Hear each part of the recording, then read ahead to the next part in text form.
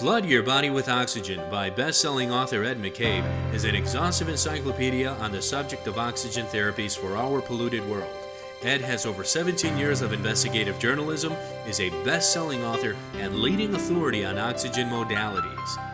His first book, Oxygen Therapies, went on to become a bestseller, selling over 250,000 copies.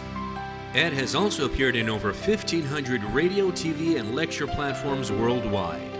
Ed McCabe, who's the author of this book. Ed McCabe is a journalist who has tried oxygen for his arthritis. Affectionately known as Mr. Oxygen by thousands worldwide, Ed has helped to pave the way in the now growing oxygen therapies field. From books, articles, interviews, and lectures, Ed has been the voice that has brought global awareness for nearly 2 decades. That the pollution is in the groundwater, it's in the air, all this stuff. It's in you. As these toxins make their way through the food chain, as they get into the groundwater, they get into our bodies.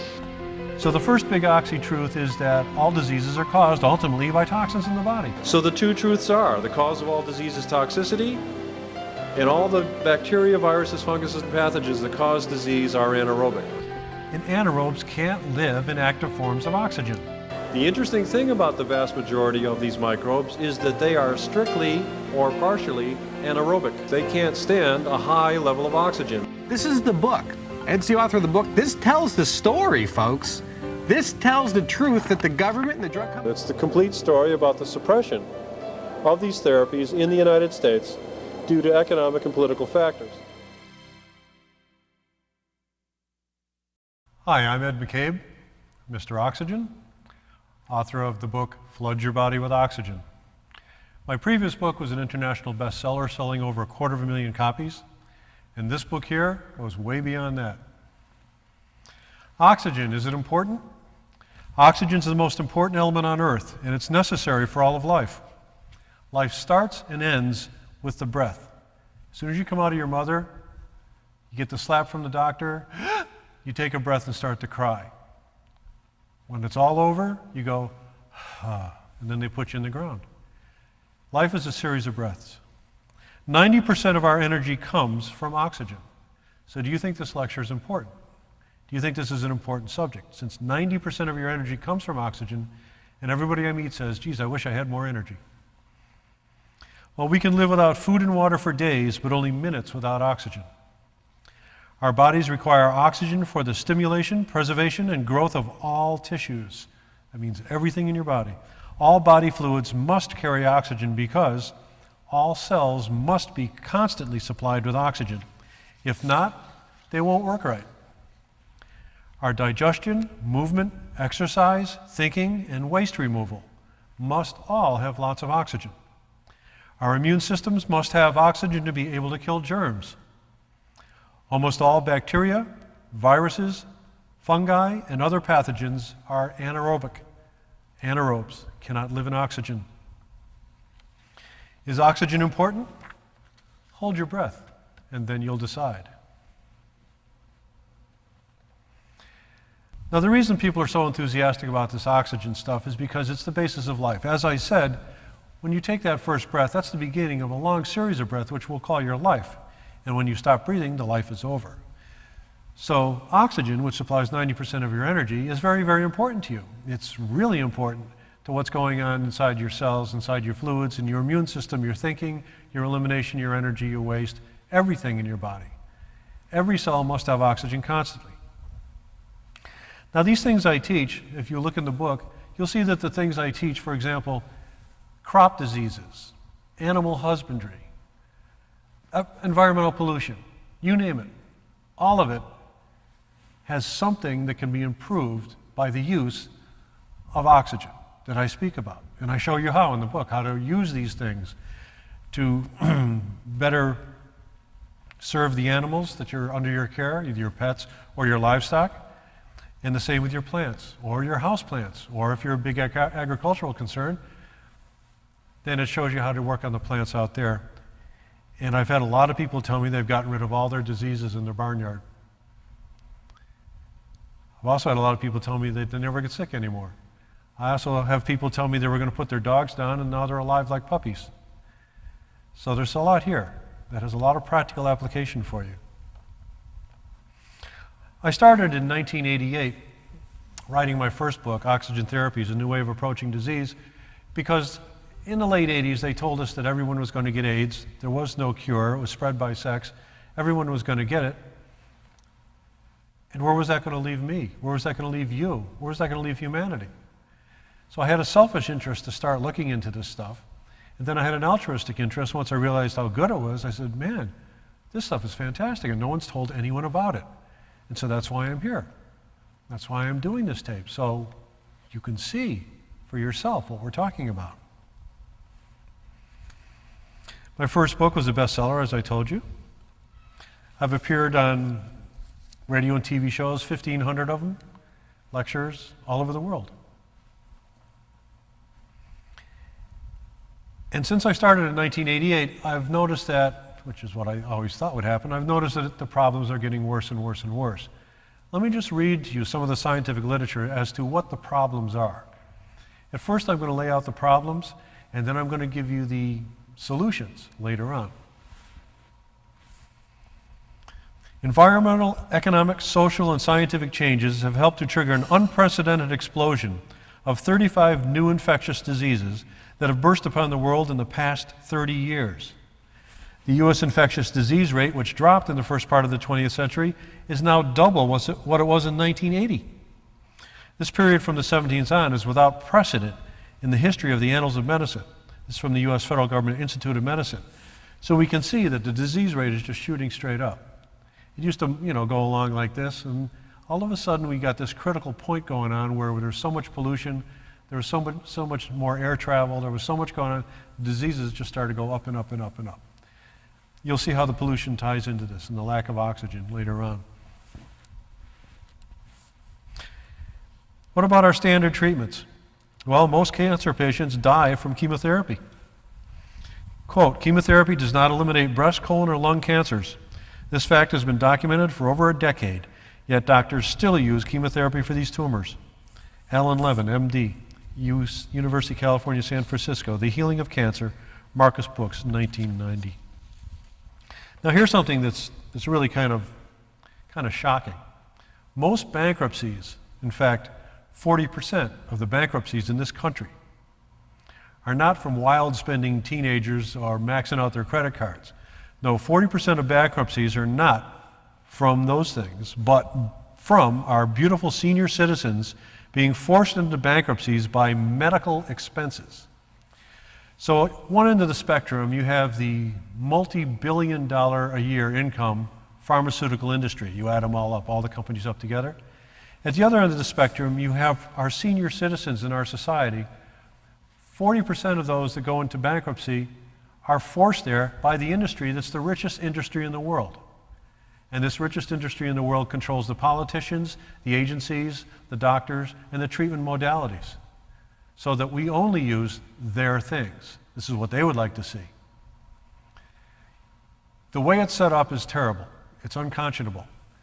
Our senior citizens dying bankrupt after suffering, and the richest companies in the world doing nothing about it except making people buy more of their product.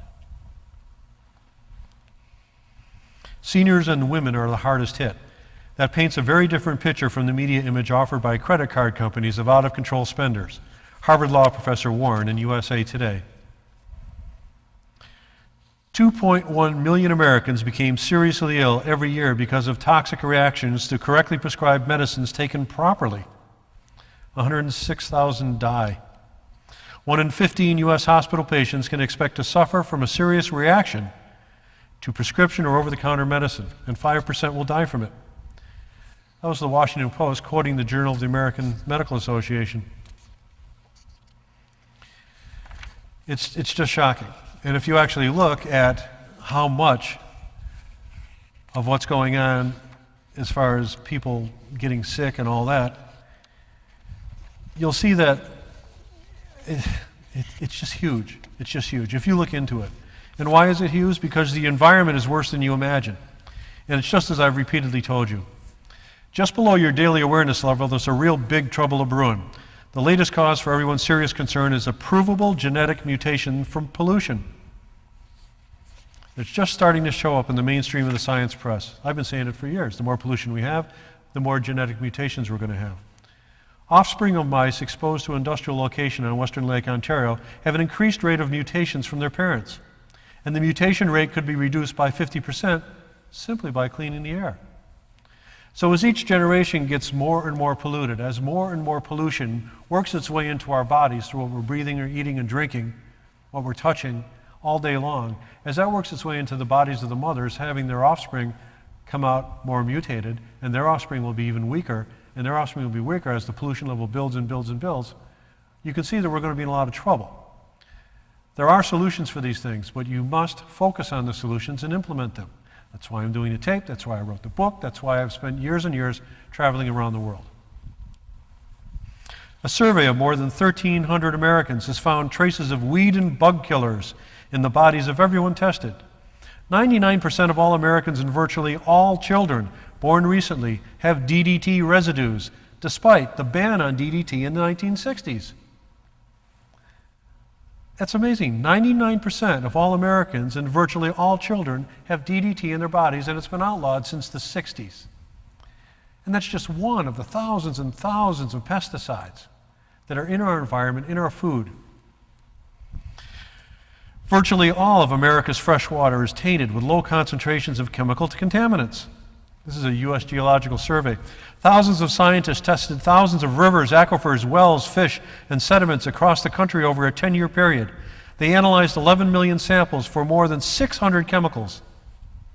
They've even found mercury in pristine areas. Gasoline's MTBE is found in groundwater far from the urban locales, and they didn't think that was going to happen. That's Science News, May 22nd, 2004. Now, what are all these chemicals, these foreign things that aren't food, ending up in our body? What are they doing to us? Well, here's one study giving you just an example. Pesticides produce Parkinson's. Pesticides are so small they aren't detected. Small size does not prevent them from being excellent at doing exactly what they were designed to do, disrupting body chemistry, just like when poisoning an insect. That was Nature Neuroscience, December 2000. Huge dead zones are blooming offshore of the major continents. As the rain washes the bug killers, the weed killers, the garden chemicals, all that into the rivers, it flows downstream into the ocean, it spreads out, and then you have an algae bloom, and the algae just go whoop, and they grow like crazy. That sucks up all the oxygen. It kills everything in the water.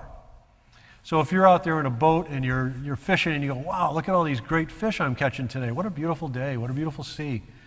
Below the boat, there's no oxygen and everything's dying. If it's a little crustacean and they're trying to crawl away, they're just dead. If it's a fish, it swims to the top of the water and you're up there catching it and go, wow, we got plenty of fish out here. No, that's the last gasp. That's the fish dying. That's the whole thing going away. It's called coastal dead zones. There's one right now, bigger than New Jersey. It's developed off the coastal waters of the Gulf of Mexico. Half the water column beneath the surface is now dead from nitrate fertilizers pouring into the area from upstream rivers and farming and lawns. There's a 100,000 square kilometer zone existing in the Baltic Sea, and the number of dead zones has been doubling every decade since the 60s. The UN says there's 150 of these dead zones worldwide. The problem of dead zones is escalating rapidly and globally. Overfishing was the leading environmental issue affecting our seas.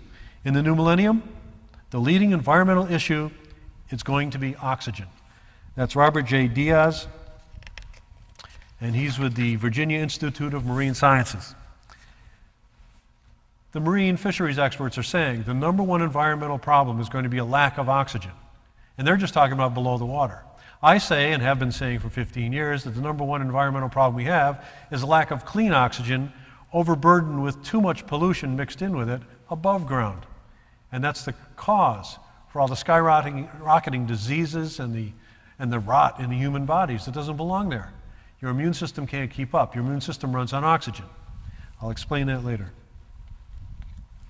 The man who killed the mad cow out west that made the news says it was ground up and turned into burger and shipped to 8 states and eaten by thousands. The FDA testing is too slow, took weeks, and the cow was already gone. Infective herds still smuggled into the US and Mexico. Beef options are being manipulated based on this. That was Crusader magazine, June of 2004. It just goes on and on. Computers giving off toxic dust. Here's another one. No deep breathing. Air pollution impedes lung development. Spending one's childhood in a community with polluted air stalls lung development roughly as much as does having a mother who smokes, according to a study of children growing up in Southern California. It's from Science News. But it also suggests that anti-pollution measures could prevent deficits in pulmonary development. Yeah, like get rid of the pollution. Then you don't have the problem. Air sickness, Science News Online. How microscopic dust particles cause subtle but serious harm. On October 26, 1948, a temperature inversion laid a blanket of cold, stagnant air over Donora, Pennsylvania, a tiny mill town in the Monongahela River. Over the next 5 days, the buildup of pollution cloaked the sun, sometimes restricting vision to just a few feet. 20 people died outright. This is 1948. 20 people died outright, and 50 more perished within a month from lingering health damage, says consulting epidemiologist Deborah Davis, a former Donora resident whose own family survived the tragedy. As bad as her hometown's pollution has been, its impact would pale against the 5-day killer smog that settled on London in 1952. It killed 12,000 people within 3 months, according to calculations in a June 2000 report by Davis and Michelle L. Bell of Johns Hopkins in Baltimore. With a death rate more than 3 times the norm for this period, the London fog of 1952 was widely regarded as a catalyst for the study of air pollution epidemiology. You know, it used to be you could just have a lovely vacation, go up into the woods somewhere, get the fresh, pristine air up in the mountains. You can't do that anymore. Not perfectly like you used to be able to do. It's because this smog, once it gets into the air, it circles and travels all around the planet. Everywhere in the planet is affected. You, sitting there, watching this recording right now, you are filling up with pollution, air pollution. Everybody is. If you live on this planet, you're breathing this garbage. This garbage, as it shows, is filling you with toxins. These toxins are causing things like genetic damage, damaging nerves, maybe causing Parkinson's, one study said, and it goes on and on. And I've been saying this since the 80s. Here's another example. What's going wrong with our society? West Nile virus hitting early and hard. There's a newspaper clipping I picked up. And they say that there's not much you can do about it. Why? They say, well, actually what they say is, well, don't let the mosquitoes bite you. Now, nobody knows the mosquito's biting them until they've already bitten them. So I don't know how they're going to be able to prevent this. And their answer is, they want you to take these toxic chemicals and put them all over your skin so they can be absorbed into your bloodstream. Here's another example.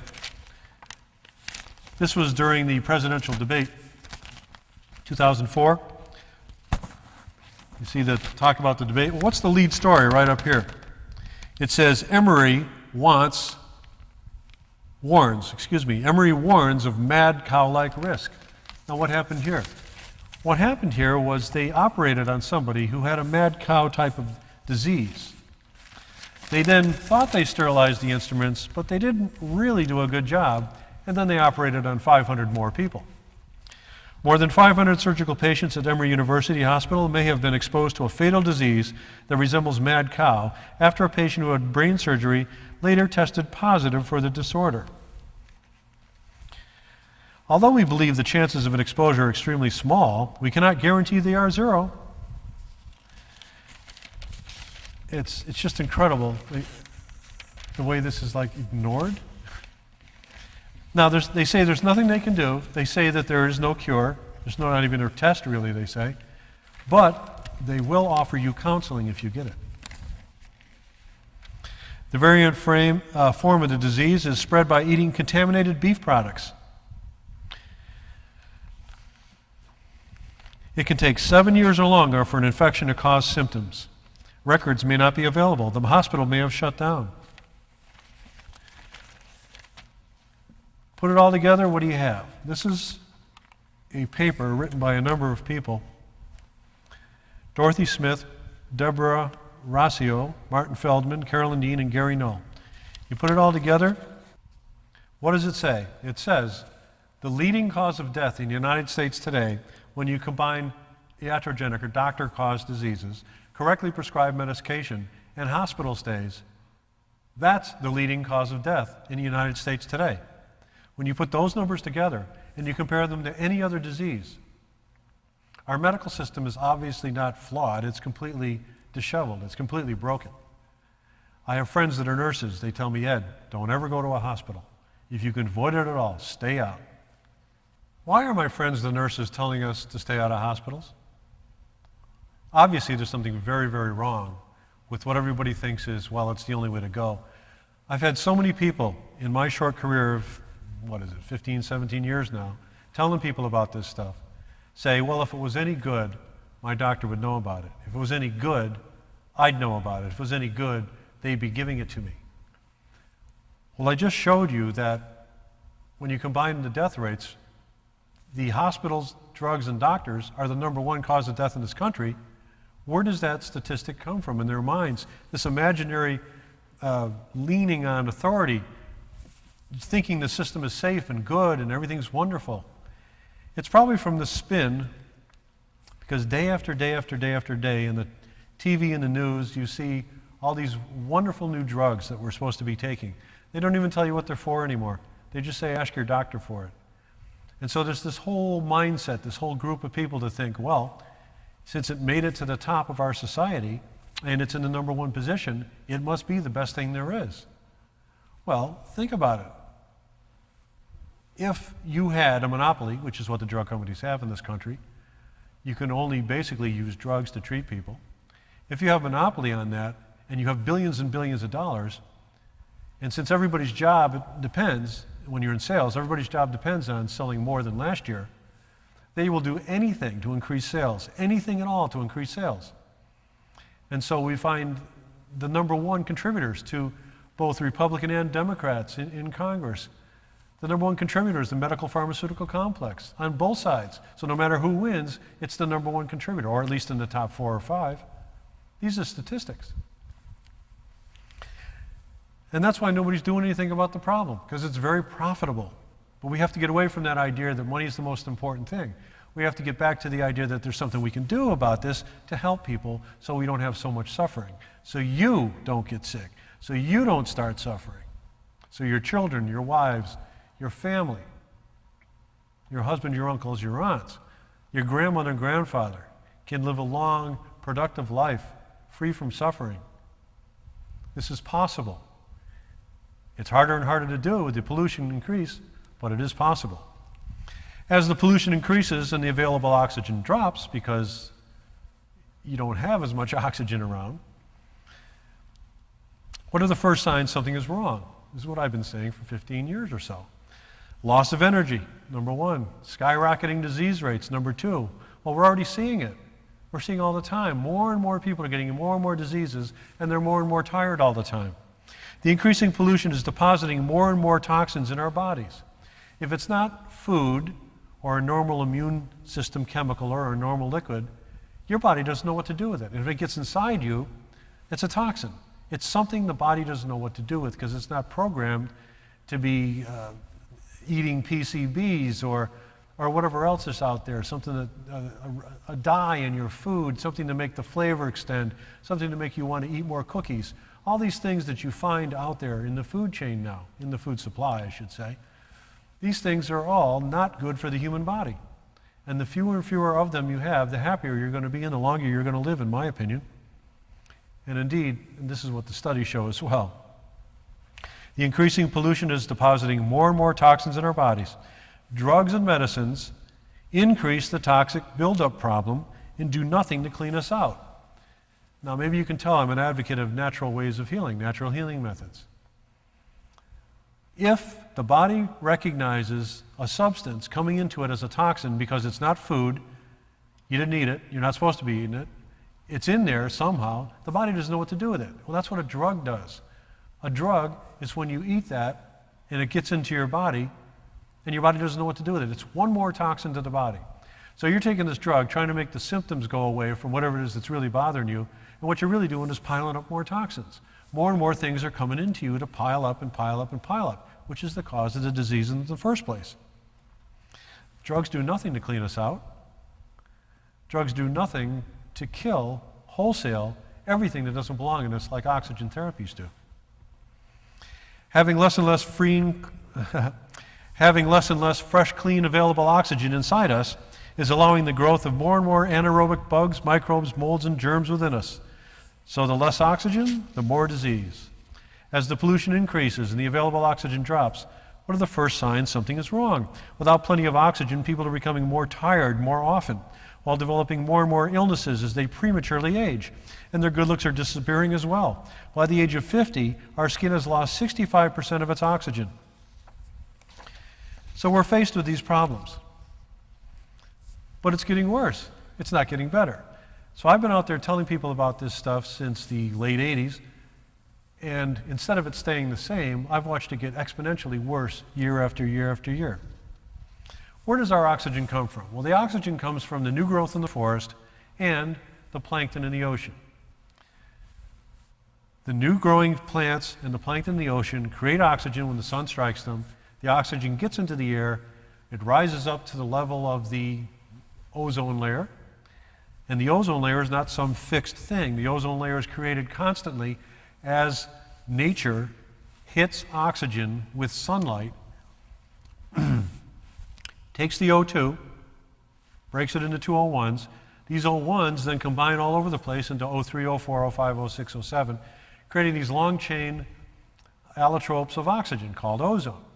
This ozone then, because it's heavier than air, it's where the ozone layer is, it falls to Earth. As it falls to Earth, it's replaced by oxygen, which then turns into ozone as long as the sun is shining. It falls to Earth, replaced by oxygen, it falls to Earth, more. So it's this cycle, it's this generator up there, creating this ozone. They say that the ozone shields us from the UV rays. That's not what's going on. The ozone is using up the UV ray, and that's how it shields us. Don't think the ozone is a fixed thing. It's coming to Earth in rainwater. As the ozone gets into the water, it's taken up into the moisture. Some hydrogen peroxide is produced because H2O2 is nothing more than water, H2O plus O1 oxygen.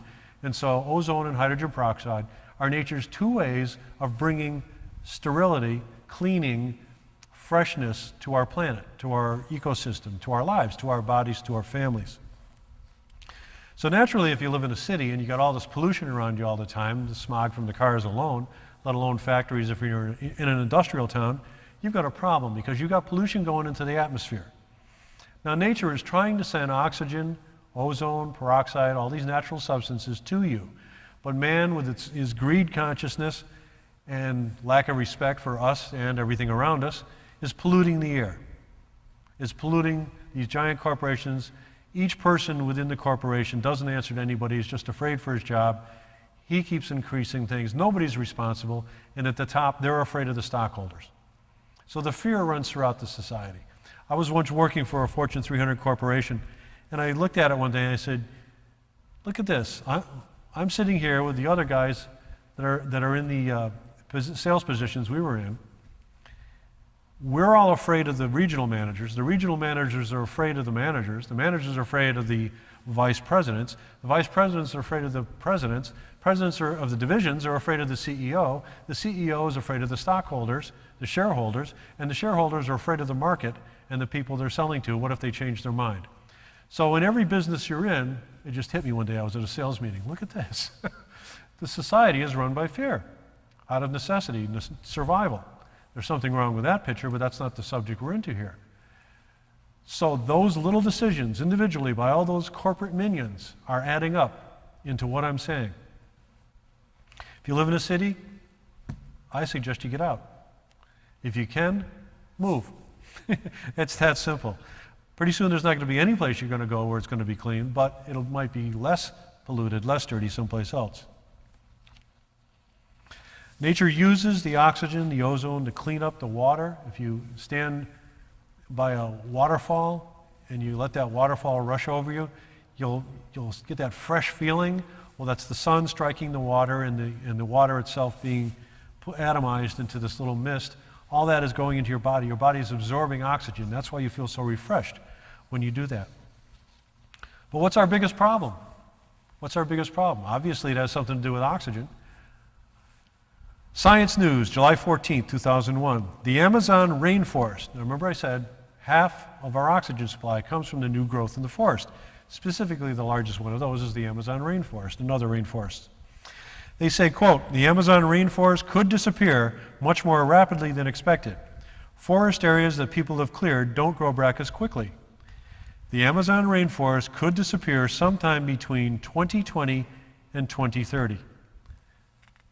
In only maybe 16, 17 years, half of our oxygen supply could disappear. Now, look at the disease rate now, look at the pollution, skyrocketing pollution, look at everything that's going on, and then say, okay, we're going to take away, not only can your body not absorb the oxygen because it's full of pollution, and the pollution is pushing it out, but what if half of it was gone on top of it all? This is already in the scientific literature. This is not Ed McCabe up here making this up. This is in the scientific literature. Are you doing anything about it? Is anybody doing anything about it? So we have pollution in our food, we have pollution in our water, pollution in our air. All these strange new chemicals get into the body. And what does that do to the body? Well, how about this study? Study reveals depression treatment has soared.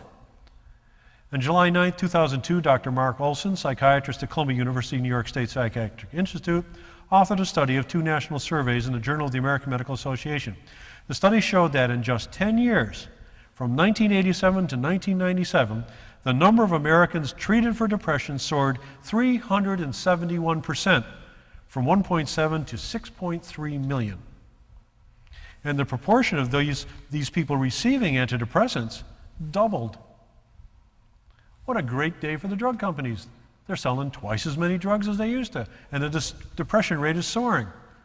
So what's on the other side of it? What's going to balance this out? It's got to be you and me, because nobody else is doing anything about it.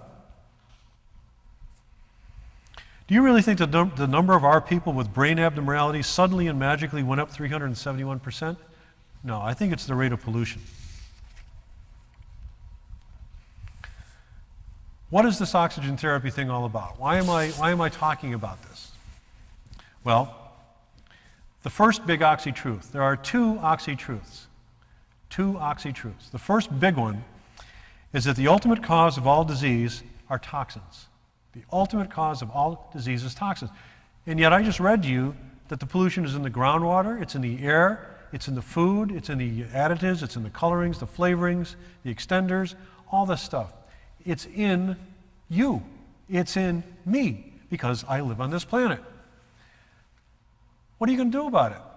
Well, that's what I'm all about, is to show you that there's things that nature is supposed to be doing that can't, that maybe you should start to do. The ultimate cause of all disease is toxins. They collect during your whole life. From the time you're in your mother's womb, whatever toxins are in her, you absorbed. As you grow up, you breathe, you drink, you eat, more and more and more are going into you. Day after day, hour after hour, week after week, month after month, year after year, second after second. You are absorbing all these toxins into your body. Nature's trying to remove them. Your immune system is trying to flush them out. Your body would love to flush them out. If you get into the natural cleansing areas, you'll find that many people are selling many products as cleansers, bowel cleansers, body cleansers, detoxifiers, helps you do this, helps you do that. They're all after the same thing. They're trying to get this pollution out of the body. Death is when you're so polluted you can't live, unless you have an accident or an injury or something like that. But that's what it is, really. Some people have proposed that the cell could be immortal if it was given clean food and water. We have 10 people, I think it is, in the Bible that are, as a historical record, that live to be over 900 years old. 10 people over 900 years old. What's your potential? And why aren't you living to be at least 150, 160? Why are you only having half of that much years as a lifespan? It's the toxins. It's the toxins and pollution that are collecting up in your body and burning it out, grinding it down. It's just like if you put sand in your oil, if you put dirt in your gasoline, it's going to wear the engine down and it's going to quit. That's what's going on. Nature's trying to get them out. The difference between a healthy and a disease cell is a healthy cell is clean. A disease cell is filthy. What happens when we put oxygen into the human body? Well, if we look at the clinical research plus all the interviews I've done with thousands of people all over the world who have put supplemental oxygen or gone to a clinic and had supplemental oxygen put into their bodies, what happens to them is they go to the bathroom. they start going to the bathroom 2-3 times a day.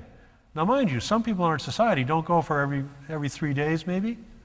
A lot of women, for whatever reason, repressed emotions, have this happening to them. You have a meal, you're supposed to empty out the last meal. You have another meal, you empty out the last. That's the way you're supposed to be working. But the fact that it's collecting and collecting is because your body doesn't have the energy to let it out. Your body doesn't have the oxygen to let it out. Your body loves oxygen. Your body just loves oxygen. If you had enough oxygen, your body would flush out.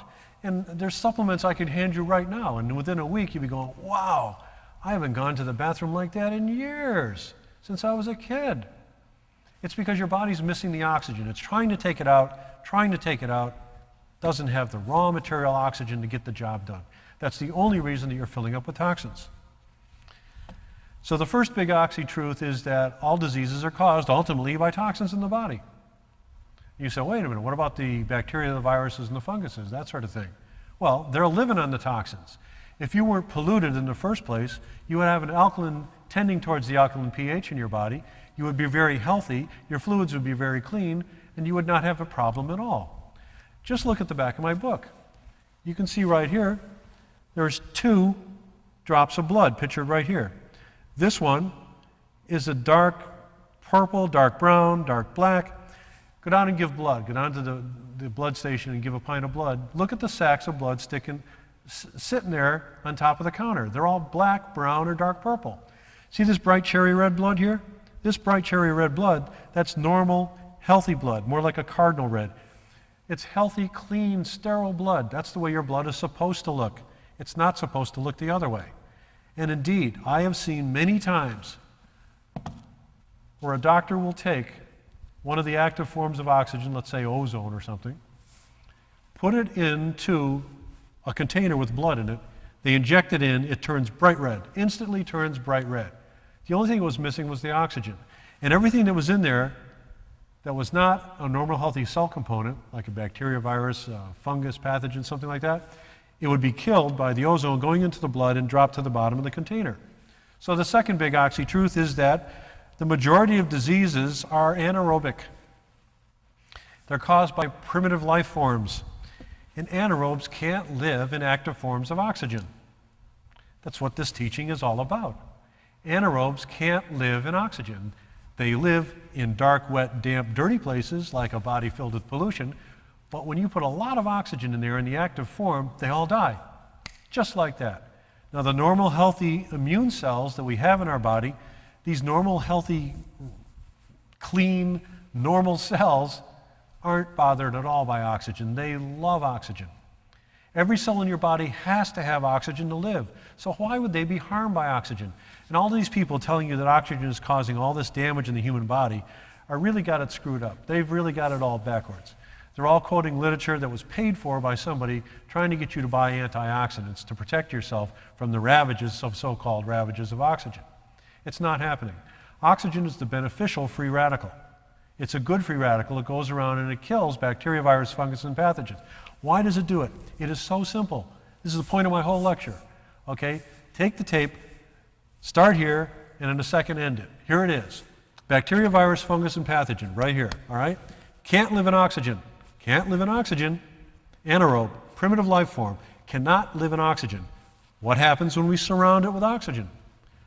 What happens when we keep it surrounded with oxygen? It's gone, folks. It's that simple. It's that simple.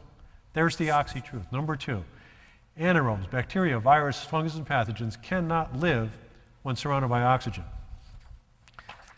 So doctors are saying, what can we do? What can we do to get the blood to change from this ugly purple, brown, black color into this nice, cheery, cardinal red color? What is it that we can do? Oh, let's copy nature. Hey, what a great idea. What if we were to put oxygen into the body? In an active form, at safe levels, we know what they are, it's been around for 50 years, used all over the world except in the United States. What if we were to put oxygen in the body? Active forms of oxygen, not the regular tanked oxygen, although you could do that too. But what if we put the oxygen? Indeed, what happens is that in every case I have ever investigated, I've seen that when people have done enough oxygen supplementation, I'm talking weeks of this stuff, perhaps months if they're very sick, their blood turns back to a bright cardinal red, stops being black, purple, and brown. That is the whole point. It is the whole point of everything.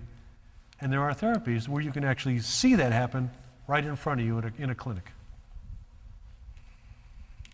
What are the solutions? Okay, these are the problems. Okay, the pollution, the atmosphere, the water, the streams, the stuff you put on your table, the bag of food next to you in the car. These are the problems. It's all being delivered to you. Toxins, toxins, toxins, toxins, toxins are coming into you over and over. Bugs, germs are living on those toxins and reproducing, excreting their toxins into your bloodstream, into your fluids. Your body is 2/3 water. 2/3 of you. If you weigh 150 pounds, 100 pounds of you is water.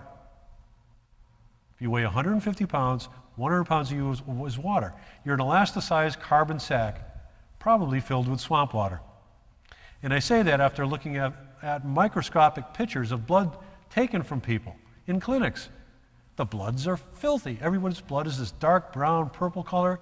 It's just plain filthy. It's nothing you want in your body.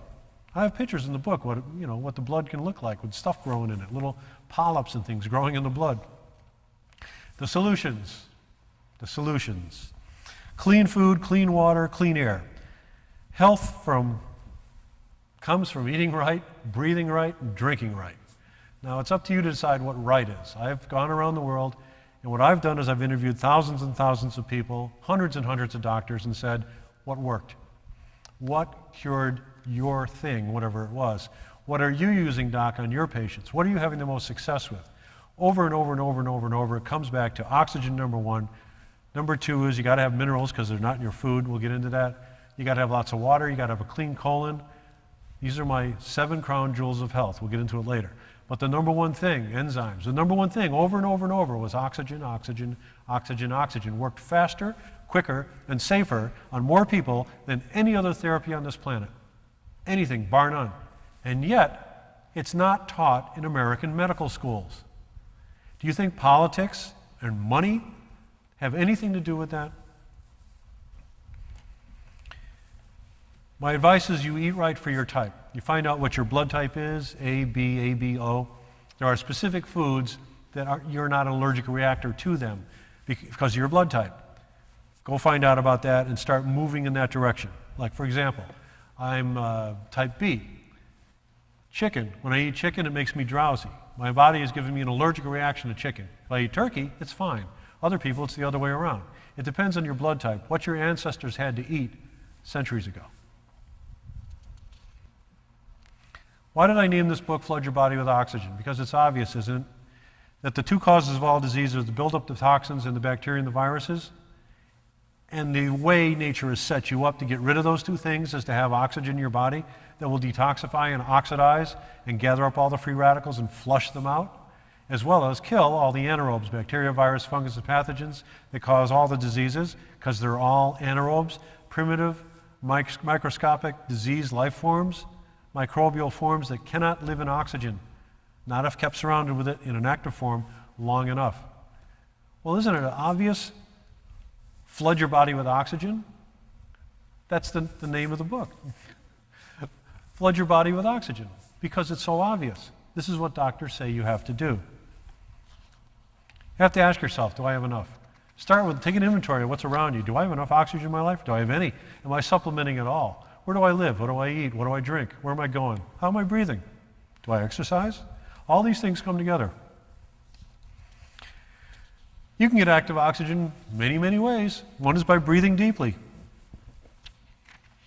If you're doing sports or running, working out, that's great. Yoga, your spirituality is directly linked to oxygen in your body. Oxygen carries prana. That's been known for centuries to all the spiritual teachers.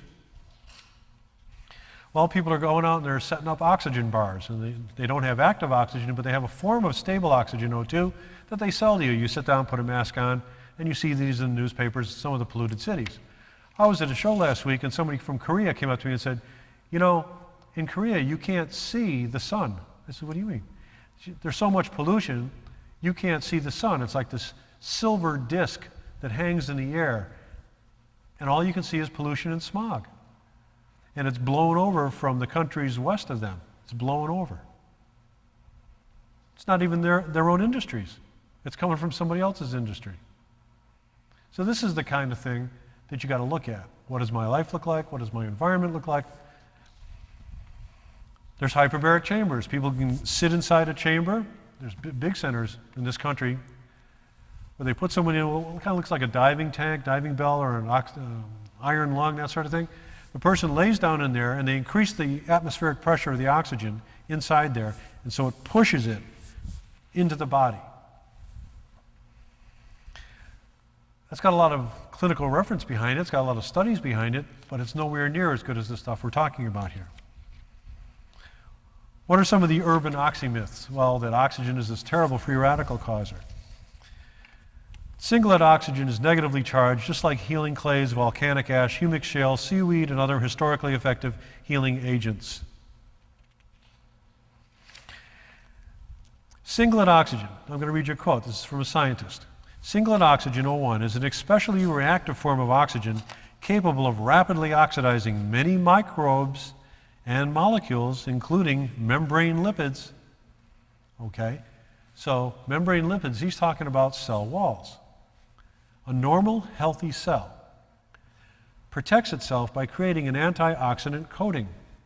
Normal, healthy cells are not bothered at all by oxygen. When they need oxygen, they simply open up, take the oxygen, and bring it in. They're happy. They burn up the waste, they burn the food, they maintain 98.6 degrees, blow on your hand, warm and wet. That's your body burning. That's your energy being generated, your ATP. It's all coming from oxygen. Every cell must have this oxygen. Its formation, singlet O1 formation in O2 generating systems, has often been proposed, but clear-cut evidence for a damaging role of singlet O1 in such systems has not been obtained. There is no proof that oxygen is a damaging free radical. Some people are saying, suppose maybe, and some people are taking some studies and going way off track, away from nature, and trying to show that perhaps it's damaging because they're starting with the premise they know it is, but they're all wrong. They're all completely wrong. Nature's life-giving, energy-giving oxygen is necessary and vital for our continued survival and health. And that was quoting B. Hallowell, Department of Biochemistry, University of London, King's College, London. His paper was Oxygen Radicals, a common sense look at their nature and medical importance, printed in Medical Biology, 6272 in 1984. Can you have too much oxygen? It's another oxygen urban myth. Of course, you can. Water's good, you drink water, you swim in it, but you've heard of drowning. Okay, well, oxygen is the same thing, but we know what the window of effectiveness is. We know the lower point at which nothing much happens because the concentration is too small, and we know the upper limit where you've got too much. This is easy because it's been around for 50, 150 years, used in medicine this whole time. Still not taught in American medical schools. But we know what the window of effectiveness is. We know the safe parameters, the box to be in with it. Well, if oxygen is so great, why aren't all the microbes dead? Because you're talking about stable oxygen, O2, not active oxygen, O1, like I've been talking about, O1, oxygen peroxide. These forms of oxygen and oxygen carriers are the ones that are deadly to the microbes. The normal breathing O2 isn't really very good at all at killing all the microbes, otherwise there wouldn't be any, right? Well, if there was a lot of oxygen in the ancient times, because sometimes I've read articles saying that maybe the oxygen content in the Cretaceous era, for example, was maybe around 30%, maybe 38%, and today they tell us it's 21%. Well, I can guarantee you that when you're standing down at the bus station behind the bus pulling out, there is no 21% oxygen in your atmosphere. Some of these underground parking garages, you go to the airport where it's all closed in. You know there's not enough oxygen. You know there's not enough oxygen in that place. They say 21%, that's an average, but it varies widely all over the planet. Well, people are saying, well, Mr. McCabe, if it was 30 or 38% oxygen a long time ago, then why wasn't the ancient forest fires burning everything down? Because they were rainforests. That's why they don't. And what about babies going blind? That's a red herring as well. Babies aren't going blind from the oxygen. Everyone thinks they know it, but there's never been a study proving it, and there's groups and organizations fighting that notion and saying the real cause is the wrong kind of light in the premature babies' nurseries. Dehydration is huge. You got to have more water. If nothing else, the fact that people are looking into these oxygen supplements, the pills and the potions and the lotions, when people are looking into these things, it's the glass of water that they take it with that's probably doing a lot to help them that they wouldn't have normally been drinking. Most people are totally dehydrated. Their body's crying out. There's a book out by Dr. Batmanjali, The Body's Many Cries for Water. Well, your body's crying for water constantly. You don't know it because it's been crying so long, the tears have dried up. You can't feel the dehydration or the thirst anymore. Especially old people, they get this way. They don't even know they're dehydrated. And you look at their skin and all, and they start to just shrivel up. It's very plain. I think in the future, water, oxygenated water, is going to be, in fact, let me read what I wrote here. I've been saying this for over 16 years now. Owing to the increases in pollution and the rapid decline of available clean oxygen on our planet, and the resulting loss of oxygen from our food, our air, and our water, that's of course because of the industrialized farming and production methods, I firmly believe we're all going to be buying oxygen supplements in the future. We're all going to be buying oxygen supplements in the future. Many people, thousands I know right now, are doing it right now. This market surge will be exponentially linked to how fast the common man and woman are sold on the truths in my book. Their purchases will directly tie into their physical deterioration, coupling with their increasing understanding that most diseases can't live in properly oxygenated environments, and that our immune systems run on oxygen. Those who have enough awareness to supplement oxygen on a daily basis will also be the same ones who best survive any bio-attacks for terrorists attacking with biological weapons. Remember, these biological weapons that are delivering these spores and these viruses and bacteria, they're all anaerobes. If they get into your body and you surround them with oxygen, how can they live? Those who have enough awareness to supplement oxygen will be the same ones who best survive for any bioattacks from criminals or mosquitoes. If you're a manufacturer, beat the rush. Get on board and start selling them now. We will understand the importance of oxygen when it's close to gone, and only then Herculean adjustments